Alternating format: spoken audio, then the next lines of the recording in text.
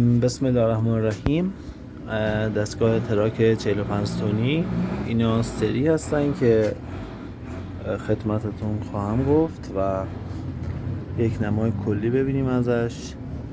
فیلترهای گازوئیل رو مشاهده میکنید که دارای 2 فیلتر گازوئیل اینجا هست و یه دونه فیلتر روغن و این قسمت که میبینید سنسور کامان ریل میگم بهش و که سوخت رو تنظیم میکنه و این قسمت هم که پمچه های تراک هست،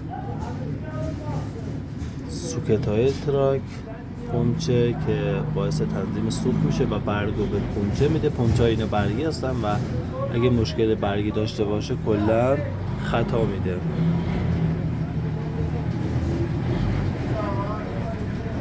پمپ بادا مشاهده میکنید که وظیفش پر کردن باده. در ادامه نکته‌های و گزینه‌های زیادی هست که بهتون خواهم گفت و شما رو راهنمایی خواهم کرد.